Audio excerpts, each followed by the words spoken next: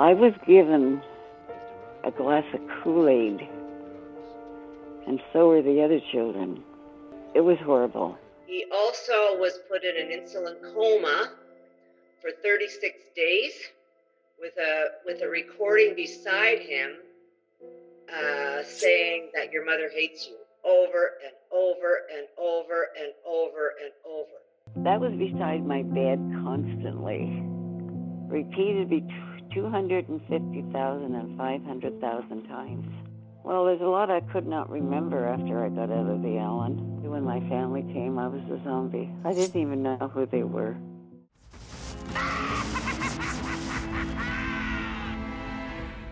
냉전이 절정에 달했던 1950년대, 미국과 소련은 단순히 군사적 충돌을 넘어 심리전, 인간 정신을 겨냥한 전쟁으로 확대되고 있었습니다. 특히 소련과 중국, 북한이 세뇌 기술을 사용해 포로를 조종한다는 소문이 퍼지면서 미국 정부는 극도의 위기의식을 느꼈습니다. 그들이 우리 병사들을 세뇌해 조종한다고? 그러면 우리도 그 기술을 더 먼저, 더 강력하게 개발해야 해. 이런 위기감 속에서 탄생한 프로젝트가 바로 MK 울트라였습니다. 목적은 단순했습니다. 인간의 정신을 무너뜨리고 통제하며 새로운 정체성을 주입하는 방법을 개발하는 것. 그리고 이 끔찍한 실험을 주도한 사람이 바로 화학자이자 독극물 전문가 시드니 고틀리브였습니다. MK 울트라의 핵심은 바로 LSD였습니다. 고틀리브는 LSD가 인간 정신을 조작할 열쇠가 될 것이라 확신했습니다. 그의 계획은 명확했습니다. 하나, LSD로 대상자의 정신을 완전히 파괴한다. 둘, 혼란 속에서 새로운 정보를 주입하여 세뇌한다. 셋, 기억을 삭제하거나 조작해 통제 가능한 인간으로 만든다. 문제는요, 이 실험에 자발적으로 참여할 사람은 단 한 명도 없다는 사실이었습니다. 뭐 누가 저요, 저 세뇌 좀 시켜주세요, 그렇게 얘기하겠어요? 아무에게도 알리지 않고 몰래 실험하자 그는 은밀히 그리고 대담하게 약물을 투여했습니다. 그 대상은 누구였을까요? 특별하거나 주목받는 사람들이 아니었습니다. 그저 일상을 살아가는 평범한 사람들이었죠. 하지만 그들에게 닥친 일은 상상조차 할 수 없는 악몽이었습니다. 밀폐된 공간, 자유가 없는 삶. 감옥은 고틀리브가 선택한 가장 완벽한 실험 장소 중 하나였습니다. 고틀리브는 죄수들에게 LSD를 투여하며 그들이 환각 속에서 어떻게 무너지는지 관찰했습니다. LSD was really horrifying, very horrifying, and they gave it to me for about 12 or 15 times. One minute I would see the doctor there, the next minute I wouldn't see him there, and they were asking me all kinds of questions, and I remember them telling me that I was getting smaller and smaller, and I really felt myself getting smaller. They were really probing, asking all kinds of questions, and I felt I didn't have any control. I had to answer. I didn't feel I had any control. I was completely like they had complete control over me. 하지만 그들에게 구원은 없었습니다. 그들은 단지 실험의 재료일 뿐이었으니까요. 다음 타깃은 누구였을까요? 이미 상처받고 약했던 이들, 정신병 환자들을 선택했습니다. 고틀리브는 그들의 상태를 이상적이라고 표현하며 이렇게 말했죠. 깨질 거 다 깨졌는데 그냥 툭 치면 끝나는 거 아니야? 환자들에게는 하루도 빠짐없이 고용량 LSD가 투여되었고 환각 속에서 환자들은 점점 자신을 잃어갔습니다. He didn't know who we were. He didn't know we were his daughters. He lost his job. We went into poverty after he came out. He had said in his interview with the shrink that I was the apple of his eye. And after he came home, he started beating me not long after. 치료라는 명분 아래 그들의 삶은 처참히 무너지고 있었습니다. 믿기 힘들겠지만 CIA 요원들조차 이 실험의 희생양이 됐습니다. 고틀리브는 파티장에서 동료 요원들에게 몰래 LSD가 섞인 술을 건넸습니다. 요원들은 환각에 휘말려 정상적인 사고를 잃었고 이들 중 일부는 정신적 충격을 견디지 못해 임무 수행이 불가능해졌죠. 하지만 가장 충격적인 대상은 바로 평범한 시민들이었습니다. 거리의 카페, 바, 공원, 우리가 일상적으로 다니는 이 공간이 갑자기 실험장이 된다면요? 무심코 마신 커피 한 잔이 당신의 삶을 송두리째 바꾼다면요? 고틀리브는 이 모든 걸 현실로 만들었습니다. 평범한 시민들에게 몰래 LSD를 투여했고 그 결과는 끔찍했어요. 현실 감각을 잃고 공포에 빠진 이들은 스스로 삶을 포기하기에 이르렀습니다. 그들의 고통은 기록조차 남지 않았고 그저 사라진 사람들이 되었을 뿐입니다. 고틀리브는 이렇게 선언했다고 합니다. 인간의 정신은 내 실험실의 재료일 뿐이다. MK 울트라 프로젝트는 처음에 미국 안에서 시작되었지만 그 야망과 잔혹함은 국경을 넘어 캐나다로 이어졌습니다. 그곳에서 또 다른 과학자 도널드 이웬 카메론이라는 이름이 등장하죠. 미국의 고틀리브는 인간의 정신이 어디까지 버틸 수 있는지 시험해보고 싶었죠. 피험자들은 아무것도 없는 방에 갇혀 자신만의 환각과 싸워야 했습니다. 시간이 흐를수록 그들은 현실과 환각의 경계를 잃어갔고 정신적으로 완전히 붕괴되고 말았습니다. 그리고 그 장면을 지켜본 고틀리브는 섬뜩한 한마디를 남겼습니다. 완벽한 실험이다. 인간이 부서지는 과정을 생생히 관찰할 수 있군.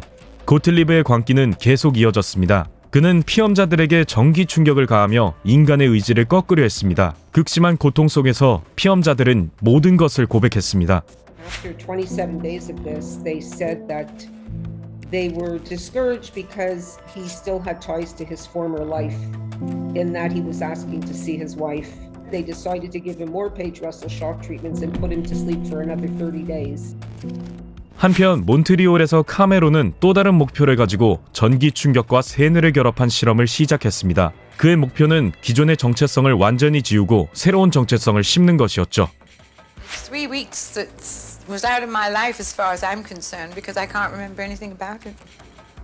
I didn't know my husband and my children, my brother-in-law and his wife. And my sister-in-law at that time, when she saw me, she cried. My brother-in-law told me this when she saw me. She's a registered nurse too, and she said she'd never seen such a change in a person in 3 weeks. 환자들은 비명을 지르며 몸부림쳤지만 실험은 끝날 기미를 보이지 않았습니다. 충격으로 기억이 지워진 자리에는 반복적인 문장이 더 씌워졌습니다. 너는 새로운 사람이야. 너의 과거는 사라졌다. 수십만 번 반복된 문장은 피험자들의 정신 속에 강제로 새겨졌습니다. 자신이 누구였는지도 잊은 채 완전히 조작된 기억만이 남은 상태로 변해갔습니다. 고틀리브와 카메론, 두 사람의 실험은 다른 방식으로 진행되었지만 그 결과는 같았습니다. 인간 정신은 그들에게 연구 대상이자 파괴의 도구일 뿐이죠. 그러나 이 끔찍한 실험은 여기서 끝이 아니었습니다. 한 번의 숨결로 역사를 바꿀 수 있다. 고틀리브는 이 믿음을 가지고 독약 한 방울에 전율을 느꼈습니다. MK 울트라라는 이름 아래 암살이라는 더 어두운 영역으로 뻗어갔고 고틀리브는 그 모든 계획의 중심에 있었습니다.